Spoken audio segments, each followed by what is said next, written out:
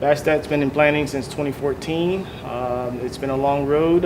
We've been getting our beer in front of anybody that was willing to drink it, and we built quite a following. So it's nice to see this coming finally to fruition. Bastet is brewing all kinds of styles of beer right now, but we're mainly focusing on things that we find interesting and unusual. A lot of our inspiration comes from fermentation that's happening in other cultures. We've done a kvass that has a Russian origin. We've done a Finnish recipe that is inspired by sima, which is a traditional recipe from Finland. And we've done tepache, which is a traditional Mexican ferment.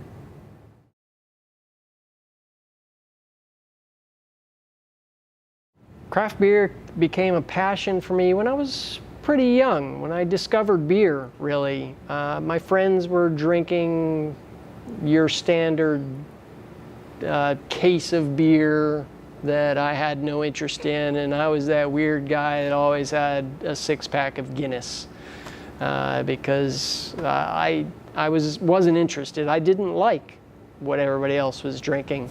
So my trajectory into craft beer was, now that I'm in the business and working with other people in craft beer, maybe not so unusual, but in my crowd it was at the time. I was interested in things that Germany was doing, for instance. I drank a Hefeweizen that was completely unique to me. I had no idea that there was beer like this, and it was nowhere near your standard 24-pack of something light.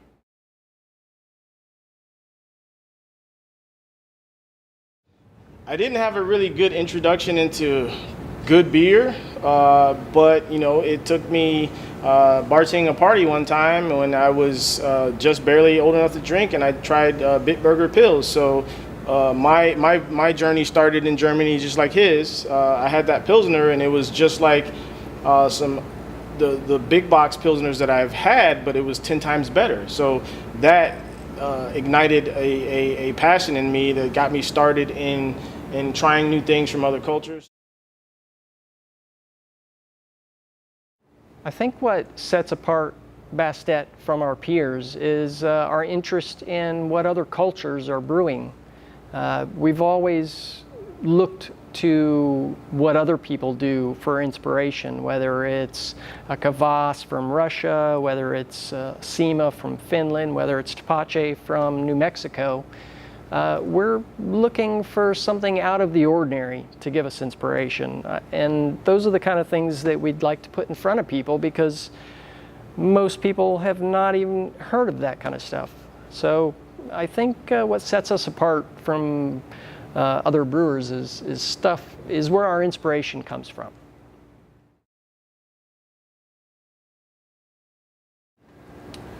We've been brewing a ton of stuff. Most important are cores, which we want to make sure those are in tip-top shape when it comes to opening our doors. But we've also been experimenting with other things like a kvass, you know, a typical Russian ferment. Like we said, we're extremely interested in other cultures, and I think that's important for anybody to kind of go outside their comfort zone and try other things. I mean, that's what life is about, you know, variety is the spice of life. So we feel the same way when it comes to our beers. We don't only want to have a pale ale on or a stout on. We want to have those, but we want to, in addition, have some kind of crazy things. And I think that's what we've kind of become as our mantra. So essentially, Tom and I are both foodies, so we're really into food and other culture food and other rare ingredient, like we said before. So we really incorporated that when we come to building our recipes, and it's received well with our fan base. They know that's kind of our shtick, and I think we deliver it well, and I think it's like I said, I think it's well received, and I think that kind of sets us apart from the other breweries. We've done a couple of unusual ingredients with beer.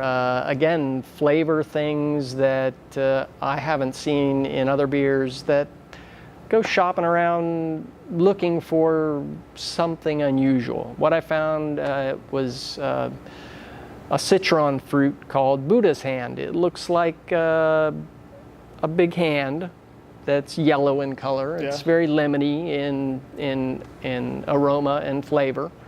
We also do a honeydew saison. So we're using everything from fruit to spice in our beers. It makes good for people that are flavor fanatics. Absolutely, and I agree with that. We tend to touch on, we get inspiration from everywhere. Whether it's from the Asian market or like a farmer's market, we tend to pick unusual spices. I've done a mango beer with saffron. Like, who would think to put saffron in beer? That's what makes your yellow rice turn yellow. But this beer came out amazing. So we tend to go off the beaten path when it comes to building our recipes and the flavor profile. And I think what helps us is that we have food backgrounds, and we've been cooking since we were little, and that translates really well in the beers, especially when you're taking these aggressive moves with using ingredient that people just don't want to touch because it's too daunting. So craft beer in Florida still has plenty of room for growth. Right now, beer in Florida is probably a quarter of what it is in states like Colorado in breweries per capita and gallons per 21 and over adult. Florida's lagging behind the rest of the country, so Bastet Brewing feels like it's getting in at a good time in the state of Florida. Absolutely. We're one of the fastest growing states in the industry, but like he touched on just now, there's a lot of room for growth. There's a huge market, and there's a huge amount of consumers that are there to fill those chairs of new breweries opening.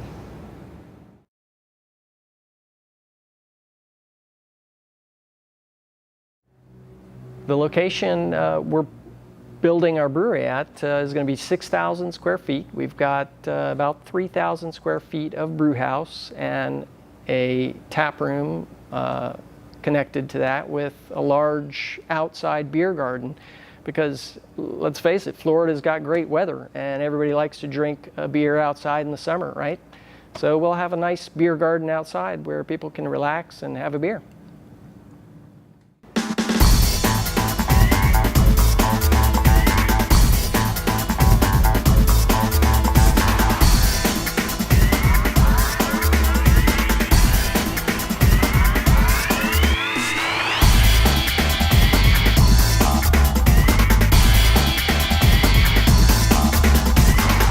My name is Tom Ross.